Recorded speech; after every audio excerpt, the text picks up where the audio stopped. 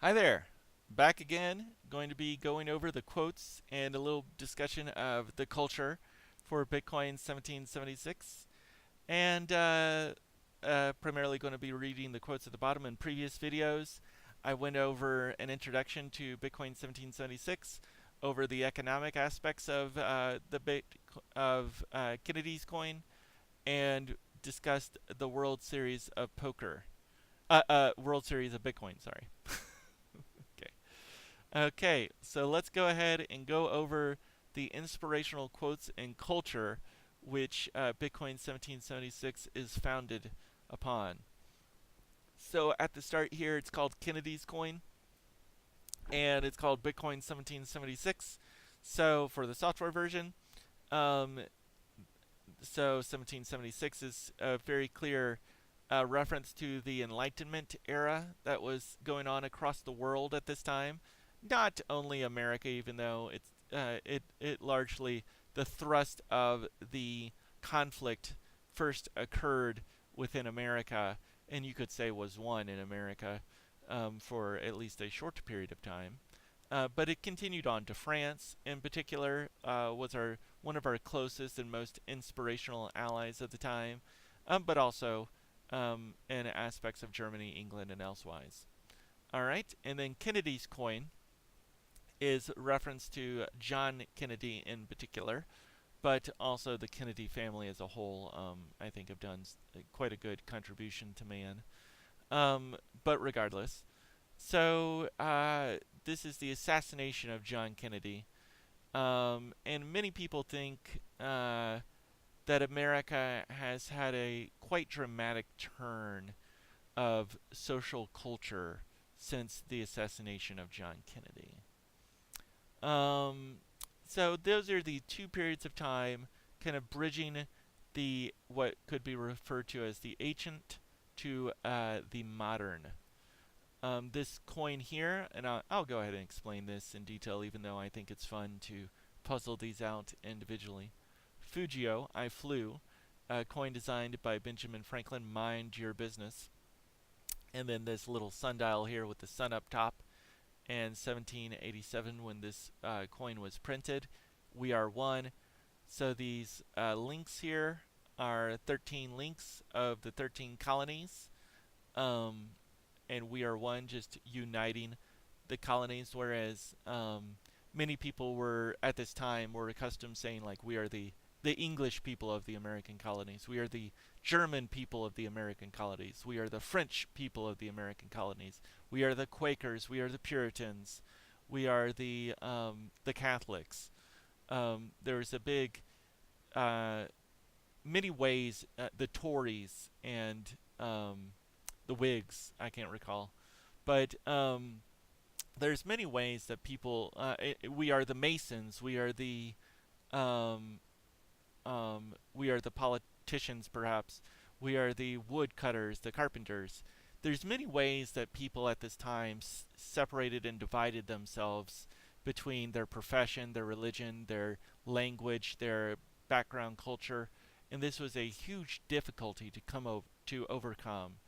And the colonists kind of decided. I think it might have been Thomas Paine who promoted this message that we are the Continentals. I can't recall if it was he who first came up with that, but that was kind of one of the most successful rallying cries in terms of defining what united this group of people. And what united them was not their language or religion, but that they lived upon the American continent or the new continent. They weren't referred to as Americans at the time. I believe it was commonly the American continent, but the group of people were not referred to as Americans until basically after the Revolution. And you kind of have this a little bit remembered if you watch the John Adams series on HBO, which I think is a fantastic portrayal of an accurate portrayal of what happened during that time, and it's also wonderfully acted. Most of the representation of the characters are true to what I have learned of the people throughout history through my readings. Um, where was I going with that? Oh, there's a Sedition Act that John Adams and Hamilton, according to the television series, I haven't read this part, but where Hamilton was promoting the arrest of all the French citizens in the U.S. Shortly after the Revolution to support the English and defend the English interests. And this is just, uh, when you study the American Revolution, it's just quite a betrayal against the French people who very much came to the aid of the American interest and the interest of independence, and who went on to have their own revolution, even though it was thwarted by a series of assassinations and murders. Um, but they went on to have their own political revolution, very much inspired by the American Enlightenment era. And they were very much contributors to the American Enlightenment, both intellectually, in individual leadership, financially, and also in military assistance. And it's just quite a shame that within 10 to 20 years post the revolution, that we were going on to perceiving our most adamant ally of the time of need as a potential threat to our way of life, our republic. But we are one was what Franklin chose to print upon the coin to emphasize the need for unity. And then in terms of this complex witticism here, Fugio, I flew, can mean a variety of things. It could mean that Franklin did, I believe he did fly in a hot air balloon, which was kind of unique at the time. I don't think people were flying very frequently other than, hot air balloons. And Franklin was one of the persons who participated in that. He also flew, he left the safety and security of the English king in England. Well, he was born on the American continent, but the people of America physically left the European safety net and explored a new world. So they flew in that context.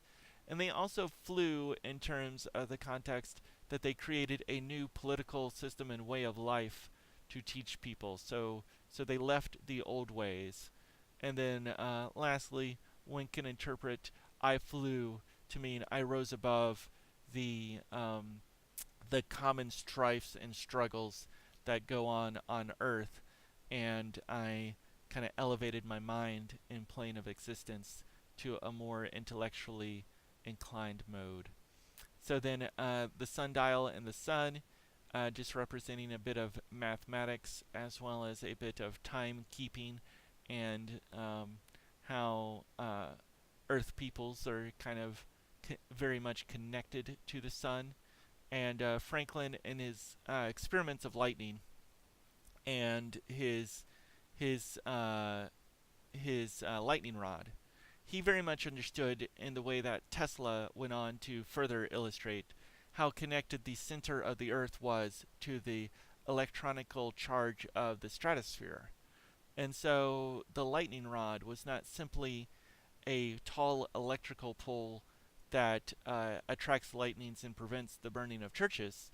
It was a tall electrical pole that connected deep within the Earth and attempted to run the charge from the electrically charged stratosphere to the negatively charged Earth surface. And then you can kind of expound upon that, how human beings, we individually, as we go through, we are always connected to the negatively charged Earth surface. And then the sun creates this positive charge within the stratosphere. Um, and also just for people who are unaware of this, when Franklin took on this electrical charge in lightning, he went on to siphon off, which Tesla talks about in more detail. Franklin went on to siphon off the lightning that struck his pole and used this electricity for mechanical purpose that he wanted to perform. This whole process, he left this in place while he went on to become the ambassador to France, and his wife at the time, um, his wife went on to take apart his systems because the energy created from these lightning bolts that would strike the house would create this huge racket of commotion of equipment and ringing of bells, which just disturbed her very much. Okay, and but so wildly innovative for the time, and brilliantly executed for such a common man. Mind your business. That is a witticism, which is common of Franklin, which is to mean several things at the same time. Kind of the more you think about it. Mind your business in the American English expression means leave people alone. Don't bother people. Stay out of other people's way, and hopefully other people will stay out of your way. That's kind of what the idiom "mind your business" means. But in context, Franklin also means mind. Uh, be smart about your business. So be intelligent in your industry. That is the witticism there. So be intelligent in your industry as well as um, concern yourself primarily of yourself and your own improvement as opposed to the improvement of others. Um, Even though that's an attribute, but don't be overly concerned of the improvement of others. Embolden thy will. This is also a bit of a witticism, um, which will can mean your individual wants, and it can also be your last will and testament, the what you want for future generations to execute on your behalf, what you want to come in future generations. Okay, e pluribus unum, from many one, again reinforcing we are one. E pluribus unum, from a big variety of people, circumstance, we have created one singular supported notion, which was the United States of America. Going on to the quotes. Our most basic common link is that we all inhabit this planet. We all breathe the same air. We all cherish our children's future. And we are all mortal. John Kennedy, 1963. I should have allowed more pause to come up with this, but yeah, brilliantly said. And just shows how the world is connected. Americans are not connected. The Russians are not connected, but the world is connected by these common links of cherishing our children's future, sharing the planet upon which we live, and our own future mortality. Okay, and then moving on to the other quotes. Okay, here we go. Americans, forever bear in mind the Battle of Lexington. The troops then set out upon the run, hallowing and huzzaing. Disperse, ye damned rebels! Damn you, disperse! Thus did the troops of Britain's king fire first at two several times upon his loyal American subjects, and put a period to 10 lives before one gun was fired upon them. Isaiah Thomas, 1775. This is a battle report from the Battle of Lexington and Concord, and it is considered one of the first battle reports in the American Revolution, or in world history, I believe, where someone took notes in the midst of battle. And this was very important during the American Revolution because there's a lot of false representation of the conflicts that occurred. And by Isaiah Thomas' detailed descriptions and timely presentation of what you can refer to as facts, this lessened the ability for the mass media gazettes, which were very prominent at this time, from twisting the historic occurrence of events to suit their future needs. So Isaiah Thomas was one of the first war reporters. I think he's accredited as one of the first war reporters in history. But he sought to describe in detail events as they were occurring, and I think it's also relevant to note the the desire to not engage in violence by the American during the American Rebellion. They very much saw themselves as loyal American subjects to the King of England, and they did not, in large part, want to rebel, even though many people saw this as a required consequence of the way that the king was handling their desires to have elections. They wanted to have elections and for the king to support their elections. Um, but the king and the British troops did not like this, and they killed 10 people before they were even fired upon. Um,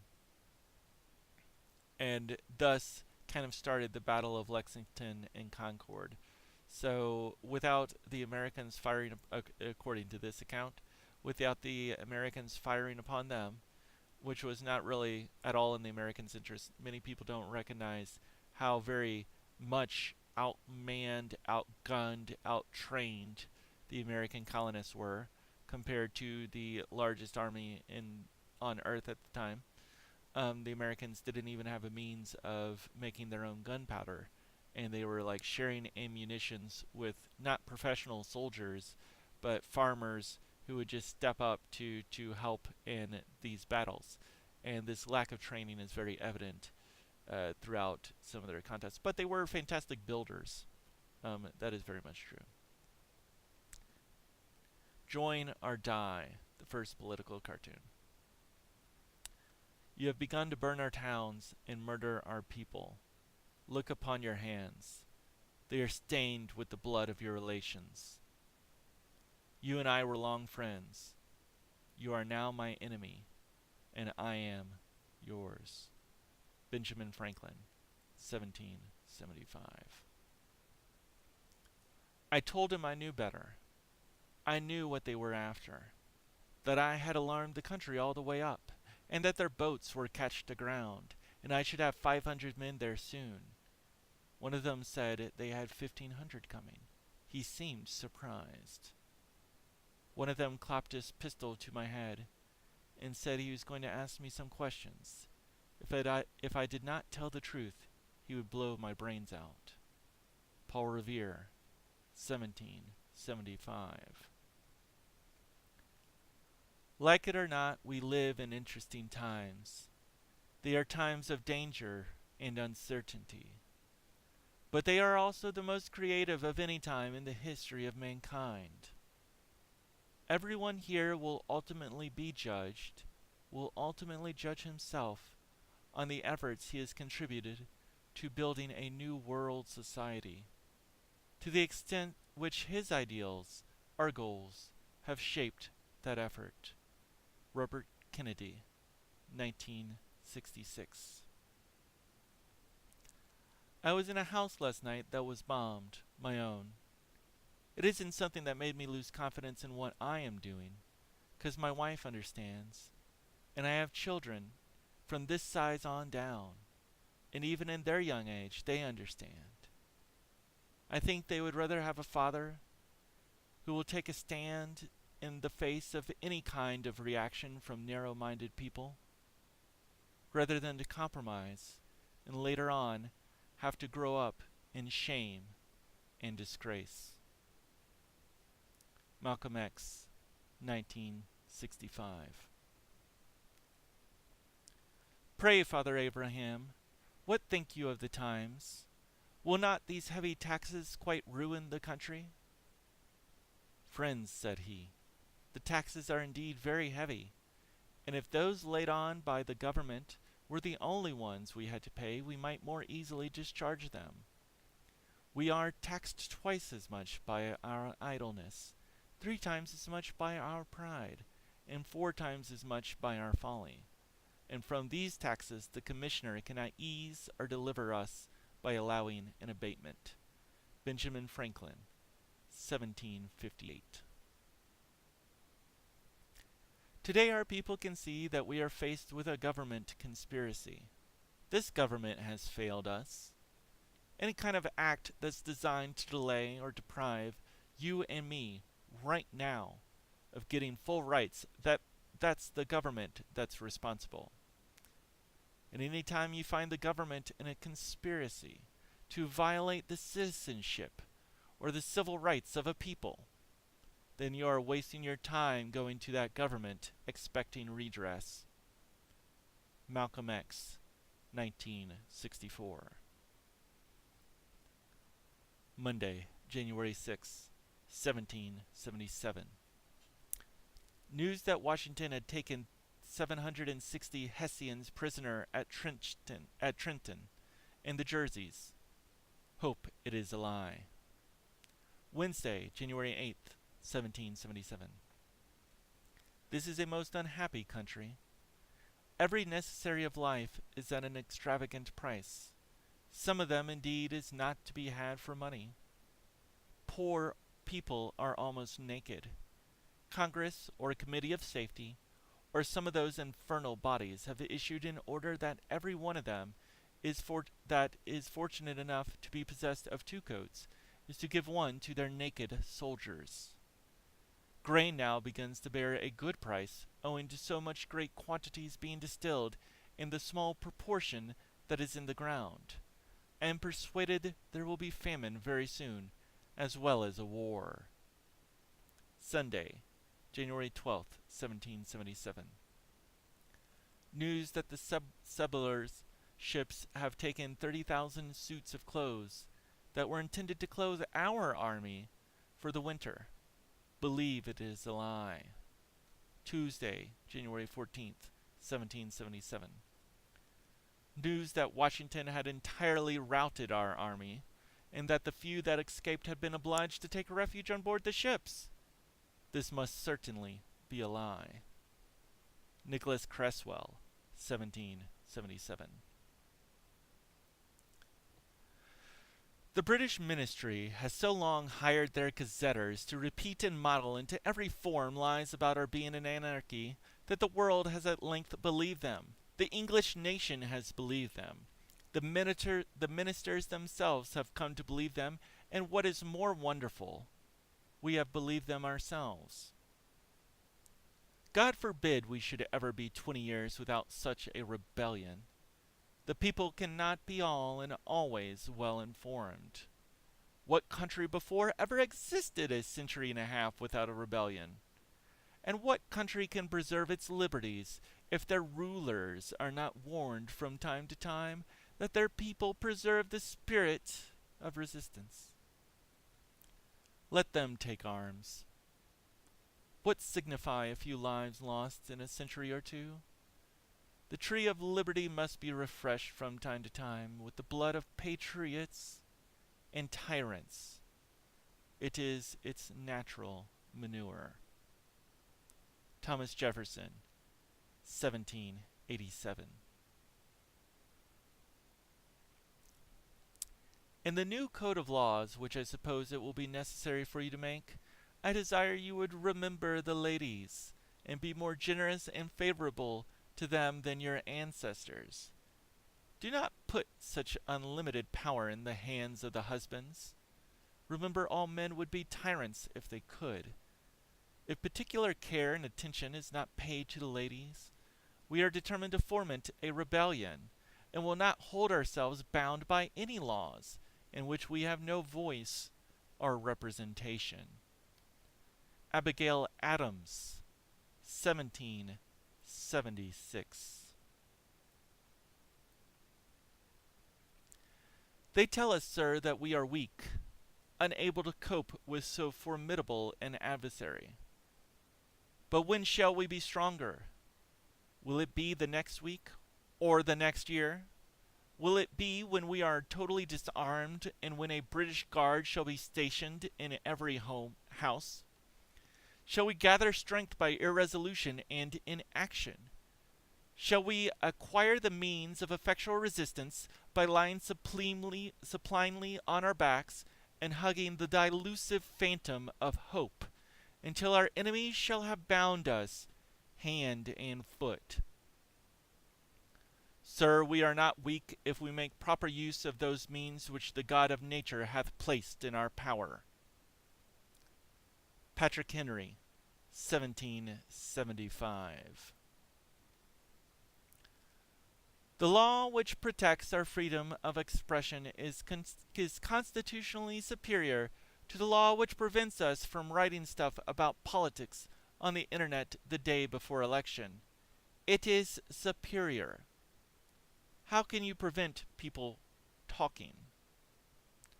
Daphne Galizia, 2013.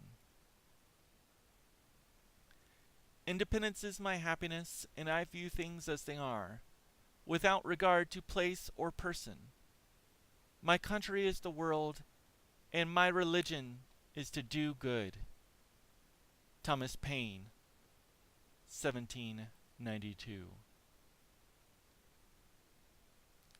I appeal to any white man to say, if ever he entered Logan's cabin hungry, and he gave him not meat. If ever he came cold and naked, and he clothed him not. I had even thought to have lived with you, but for the injuries of one man. I have killed many. I have fully glutted my vengeance. For my country, I rejoice at the beams of peace. Logan never felt fear. Who is there to mourn for Logan? Not one. Logan, Mingo Chief, 1774. Modern science says the sun is the past, the earth is the present, the moon is the future. From an incandescent mass we have originated, into a frozen mass we shall turn. Merciless is the law of nature, and rapidly and irresistibly we are drawn to our doom. Nikola Tesla, 1900. And that concludes the reading of the quotes in Bitcoin 1776 white paper. Very important quotes to meditate upon. And if you understand their meaning, I think they're quite powerful and direct in terms of their will for the future.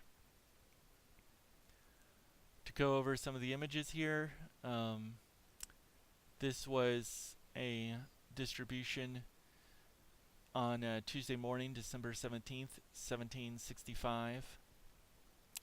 The true-born sons of liberty are... I can't read that actually. Desired, I guess. The true-born sons of liberty are desired to meet under Liberty Tree at 12 o'clock this day to hear the public resignation under oath of Andrew Oliver, Esquire, distributor of stamps for the province of Massachusetts Bay. A resignation? Yes. Resignation was to symbolize this is not a rebellion, but a reordering of the political powers within the colonies. The true-born sons of liberty. Many of these people were second sons. A lot of people are not familiar with primogeniture, which was prominent at the time, which was all of the inheritance of the father and mother were to pass upon to the eldest son, and the subsequent sons, or the second sons, were to be enslaved, in effect, to the elder son, or to acquire an inheritance stock upon which they could raise their family and acquire a wife, etc., from their own labor. So, not saying that there's many firstborn sons in the true-born sons of liberty. However, many of the people were also second sons, who, in effect, you could say were kind of orphaned, financially orphaned, due to the primogeniture custom of the time, which was kind of like in a gold-based system. That's what you'll kind of see in a gold-based system. Okay, this is a copy of the Massachusetts Spy at the time of, so it says, Americans, liberty or death, join or die, Massachusetts Spy, or American Oracle of Liberty. So this publication is May 5th, 1775. I believe it's relative to the Battle of Lexington and Concord. And at this time, you saw thousands of publications being created by a slew of different writers and authors and groups to combat the propaganda of the international or national gazettes. It was seen that there was a rise in what you might refer to as social media to combat this propaganda, and the political system and sources of information were very widely dispersed and distributed. Isaiah Smith, who wrote the Massachusetts Spy, had to go into hiding at several different periods of time in order to protect his well-being from, let's say, threats of assassination and so forth. And here I have a printing of the American $2 bill, not very widely used. However, upon the back of the $2 bill, there is a fictional depiction of the signing of the Declaration of Independence. Most people were not here all at once because they were going back and forth to mend to their farms and families. However, if everyone was here, this is a depiction of how it might have looked when they did the Declaration of Independence, with Thomas Jefferson being the primary composer of the words. And if you ever want to read a more detailed and descriptive account of what went on during this time, Thomas Jefferson took some of the best notes of anyone, and he was definitely the political arbiter during the sessions, even though he was quite strong and spiritually worded. He did quite often seek to create unity and to make sure multiple sides were heard and given their fair shake. And he was also a person who is quite enlightened in terms of understanding the negative consequence that could be created from having too strong of a federal power. But he was also kind of a proponent of chaos as well, so that's to be noted there. And then lastly, you have, I believe what this is referred to as the Gadsden Snake, the 13 colonies chopped up, join or die. As previously mentioned, people were kind of seeking to take their threats one at a time. The threats against New York did not represent the similar threats that were faced in Virginia or South Carolina.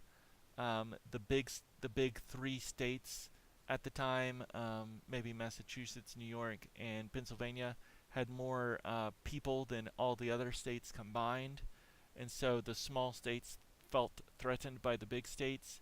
The religion of the states were unique to one another. The languages spoken, granted the majority were English, but the languages spoken were also unique to one another. And so Join or Die was one of the first political cartoons. So concludes the, and then in terms of the quotes, so the Mingo chief, Logan, his quote was expressing the possible consequence of what it means to fail during a rebellion, and in his particular instance, his entire family was killed, which initiated his fight. But so for him, there is no future, regardless of success or failure. And this was much discussed in Thomas Paine's pamphlet, The Rights of Man. What are you allowed? What is the appropriate amount of sacrifice for the survival of people. And here we have Nikola Tesla's quote, which Kennedy very much recognized the importance of this method of thinking, which is that regardless of human strife, nature pays it no mind, and nature will bring about our doom, regardless of whether one colony or group believes themselves to be more righteous than the next. I believe this quote is from Rights of Man by Thomas Paine, and I think it's quite self-explanatory regarding my country is the world and my religion is to do good, which is to say that Thomas Paine had no strife with any other people throughout the planet, and nor would he limit his religion to anything beyond the general purpose of to do good. And in terms of his happiness was not drink or self-congratulation. It was his independent thought, his independent being, and to spread independence to others. Daphne Galizia, 2013. This is in regard to a reporter in the modern era who lived in Malta, the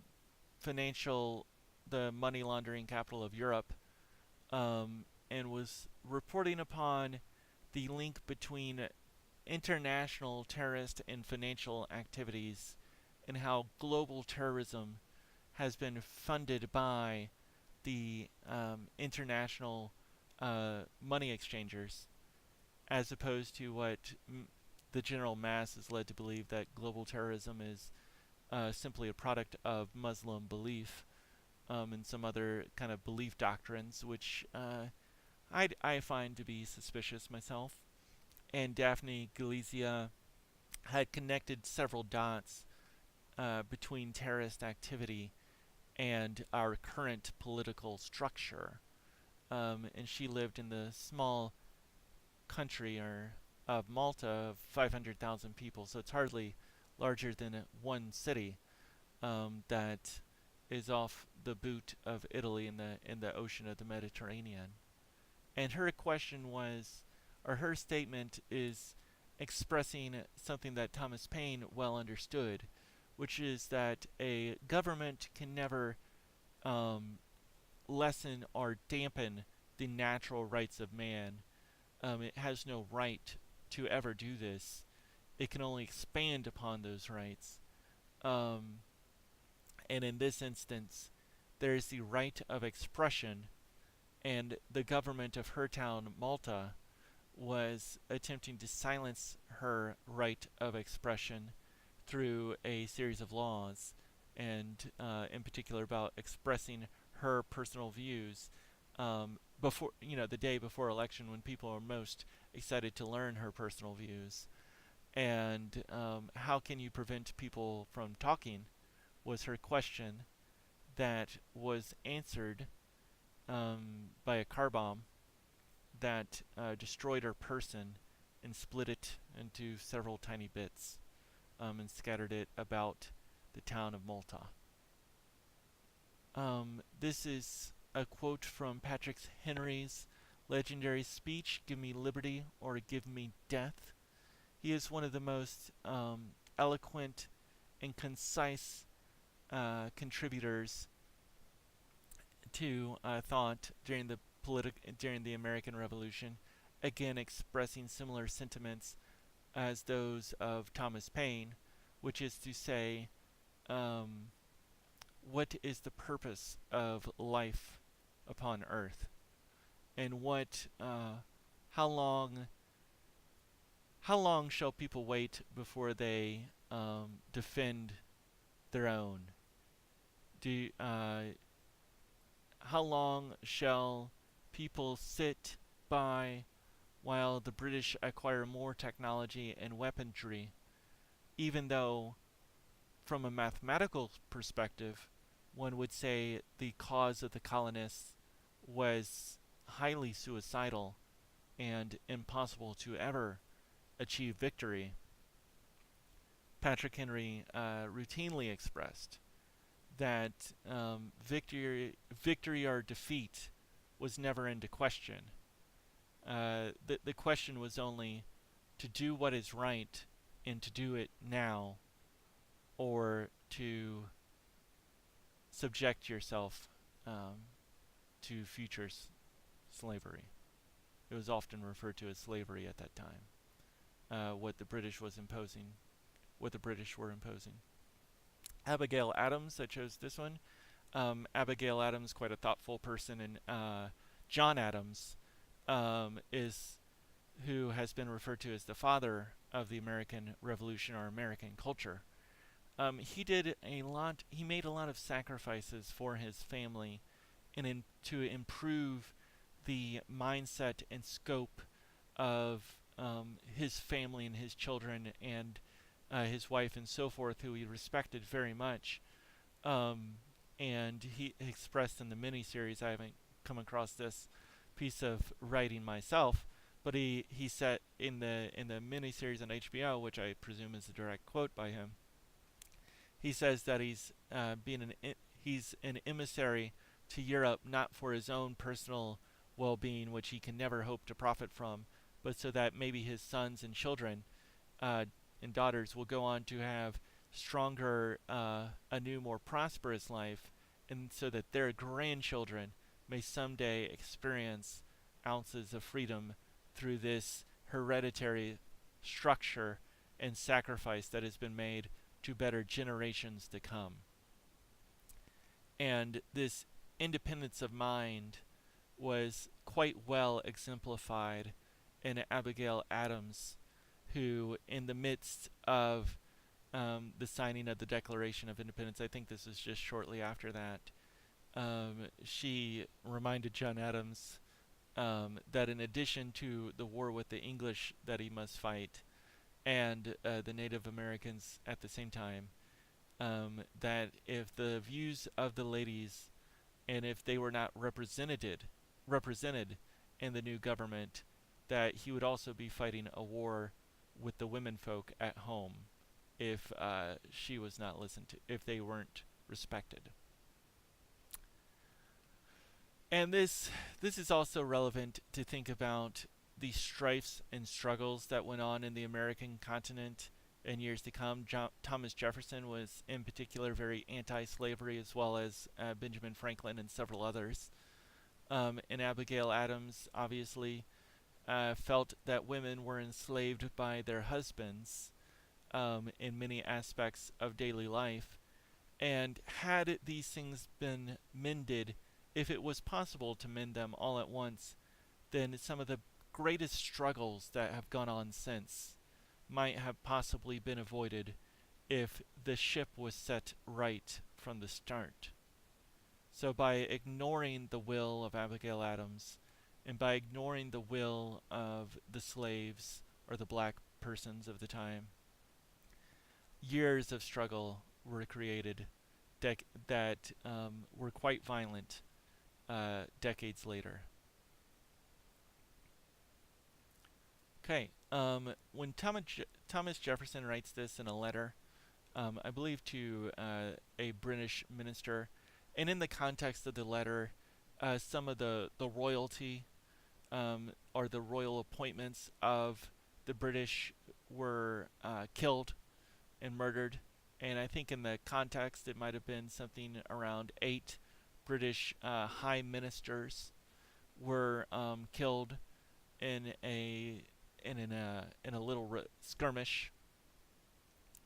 And the general view at the time was, and what you kind of see today, is that while hundreds of commoners might die, this pales in comparison to the death of one honorable British commander, because their blood is more sacred and valuable than the blood of a commoner.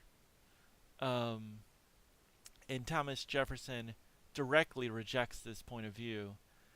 And while he doesn't say the blood of the commoner and the blood of royalty are one and the same, he does reference that during times of political struggle, it is natural for the blood of the tyrants, or the royal blood, to be spilt, as well as the blood of the human patriots, um, and for anyone to overly mourn this consequence of rebellion is to just simply not recognize the natural state of things that is to occur.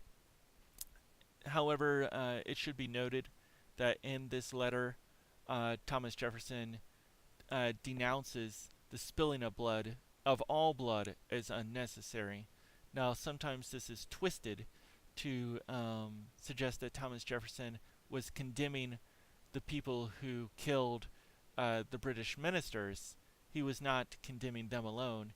He was condemning both the British who killed the American and attacked the American people, as well as the people who killed the British ministers. Him and Benjamin Franklin and Thomas Paine largely all held a similar viewpoint, which is violence at any cost is never really the right answer. However, Thomas Jefferson took a very balanced view regarding violence, which is to say that if violence was brought against them, then it should be expected that if violence was brought against the colonists, it should be expected that that would necessitate violence against the royalty, and that anyone who kind of wishes otherwise is just being a little bit foolish in their reproach to reprimand one side and not the other equally. And then Thomas Jefferson says, God forbid we should go 20 years without a rebellion, in which country has existed and can preserve its rights without a rebellion every 150 years or so. So, at this time, there were frequent political rebellions going on in the modern world. The American continent hasn't had an official rebellion for a very long time now. But prior to the American system, rebellions were happening quite frequently every 150 years or so. And then when he says 20 years without such a rebellion, he largely is referring to the new generation, or the new crop of youth, or the living, which Thomas Jefferson in particular was worried that, in short, 50-year-old persons, people of 50 years old or more, would come to dominate the affairs of the 20-year-olds, or the youthful persons, and thus there would never become a change or a youthful vigor as of the time of the American Rebellion, when there is substantial youthful vigor and new ideas being brought into the country, not necessarily against the wishes of the elder people. Benjamin Franklin was quite an elder at this time, and several of these people were quite elders at this time as well. But this is kind of the generalized concept of 20 years without a rebellion. You can think of it as the youthful mind, as opposed to the old mind. So every 20 years or so, let's just say, there's a new crop of ideas that need to be given their rightful prominence. And if the old crop of ideas continually squelch this new way of thinking, then this shall hamper the development of humankind. Here is an example of a diary kept by Nicholas Cresswell, who was a supporter of the British. And you can see how, if he was to write this years or months later, how the way he would have described the events would have definitely dramatically changed from the way he described them as they happened. So as they were happening, Cresswell does not believe that Washington could have possibly secured a victory and taken 760 Hessians, or Germans, prisoners. And he also is very incredulous that Washington had secured 30,000 suits of clothing for his army. and gone on to have other victories. And he describes his incredulity as this must certainly be a lie. This just deals with the uncertainty of information at this time, as when you're in civil strife and when the power of the mass media gazettes lessen, or the truthfulness of the mass media gazette war reporting becomes less believable. And then also, people sometimes forget just how destitute these colonies were. And also I believe it was a very cold winter for several years during this time, where crops were kind of difficult to be planted. Um, but he references how the poor people are almost naked, how the soldiers are naked in the middle of winter, and how with all this fighting, there's very little farming going on, which would secure the people and their well-being for years to come. So it's a very perilous time. Um, and the first of Washington's, if you're unfamiliar, the first of Washington's major victories, I believe, began on December 25th, 1776, and then continued with a string of victories. And you can see how Washington prioritized getting clothes for his army above some other activities because they were in such desperate need of clothing, and just how desperate the situation was. This quote by Malcolm X, wasting your time going to that government expecting redress. This goes just into what the insanity phrase that people say, doing the same thing, expecting different results.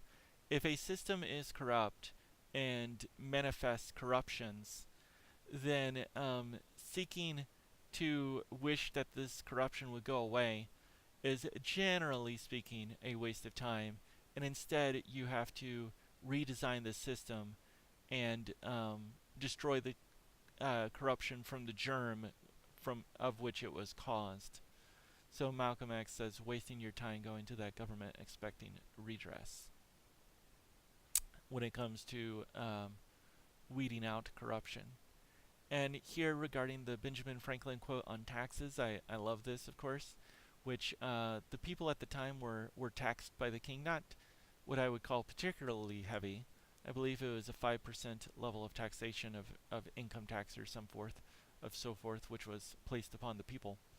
But all the same, the people felt that this was impossible to pay, and Benjamin Franklin kind of twists this kind of sympathy and self-degradation and says that, well, even though we are taxed, it is truthfully our idleness, our folly, and our pride, which are the real problems that we must overcome as individuals before we can seek to remove these heavy taxes from us. Which is just a very enlightened point of view. Instead of blaming others, work on yourself instead.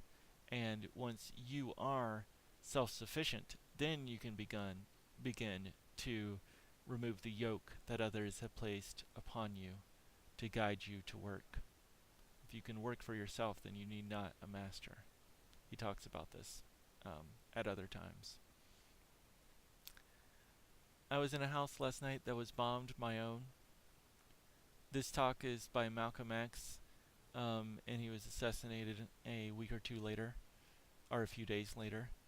This was his last speech prior to his assassination. And he talked about how what he was doing, he recognized that it would cause him to die, and that this was just a necessity, and nothing to be mournful over or to fear, because there was nothing that could be done with it. For him to continue his political struggle, the struggle of his people and his family, he was necessitated to die. And he says that, and this is another quote that's a sentiment that's regarded throughout history, that the inheritance that a child receives from the father in particular, but the father and mother, is not one of financial well-being, but it is one of courage. It is one of independence. It is one of foresight. And so, while Malcolm X knew that his family was in great jeopardy and his associates were in great jeopardy by the loss of his life, he also believed that to stop the struggle to which he was committed would have passed down an inheritance of shame and disgrace to his children, which is something he was unwilling to do, not for his own well-being or for the well-being of others in the short term. This quote by Robert Kennedy about living in interesting times is reference to the Chinese problem or curse, which is to say that revolutions are unstable and unpredictable as to who will win. And this is to reiterate the sentiment that John Kennedy, Robert Kennedy, and Malcolm X, all of whom subsequently were assassinated, believed that there was an ongoing world revolution, whereas the American struggle in the Enlightenment era was often seen as a continental revolution that went on until the Second World War in various parts of the world, which is largely when the continental revolutions ended with the creation of the European Commission and so forth that united the Europeans together. And roughly, the European Commission was much later, but the Second World War was ending in the 1940s, 1950s, and the American Continental Revolution ended roughly in 1780, but it went on for a while until the Manifest Destiny, as it is referred to, was completed. But all the same, these thoughts and sentiments, Robert Kennedy, John Kennedy, and Malcolm X believed that post-World War II, the next struggle for humanity was to create a global political system. And this was the most important cause upon which humans could fight. This quote by Paul Revere is a recounting of the ride of Paul Revere, which he described in a letter. And it's easy to remember this as just Paul Revere. It's often portrayed as Paul Revere just kind of riding around, lighting fires and telling people what's going on, kind of like you might have seen in Lord of the Rings, where they're lighting signal fires to communicate messages over long distances. In the ride of Paul Revere, it's also important to note that the British people were stationed at key points of routes, and that Paul had to ride and dodge them several times and escape capture in order to get his message across, risking death with that. And at one point during his ride, he was captured, and the British were proceeding to interrogate him. And Paul Revere mentions about how he considered himself a very truthful man, so he did not fear the need to lie to any of the British questions that were asked of him, and he told them exactly what he did. And during this interrogation, I think several times, they put a pistol to his head and threatened to blow his brains out if he hesitated or faltered in his statements. This letter by Benjamin Franklin, I believe, was very regrettably written. The son, one of the sons of Benjamin Franklin, went on to join the Tories or the English army and spend the rest of his life in England. And the autobiography that Benjamin Franklin wrote, I believe, was dedicated or sent to him, and another copy was placed into the hands of Thomas Jefferson, who I believe did not catch the meaning of Ben's, because Ben often talks in a very cryptic way, whereas Ben Franklin instructed Jefferson to keep this second edition so that there would be two editions. One that Ben wrote sent to his son, and one in the hands of Thomas Jefferson, whom Benjamin Franklin trusted. Thomas Jefferson instead sent this other copy over to the son, so that I believe William had both copies of Benjamin Franklin's autobiography, which was then withheld from release to the public, I believe, for decades. And some people suspect it was altered. Who knows? I'm not aware of this, but this was part of Benjamin Franklin has very many techniques he used to preserve his knowledge and engage in secret affairs, and one of those was the handing of an edition of copy of his autobiography to Thomas Jefferson, which Jefferson later regretfully sent it over to Benjamin Franklin's son William, the Tory, and which was withheld from the public for years, um, years at a time. So Benjamin Franklin was not supportive of violent revolution at all costs. He wanted to avoid violence as long as possible. However, after after violence was brought upon the American colonists, Franklin became more resolved and believed that violence was now inevitable. And even though he might have not committed violence himself, he did start to view the people who participated or supported the violence against his people and brothers as enemies.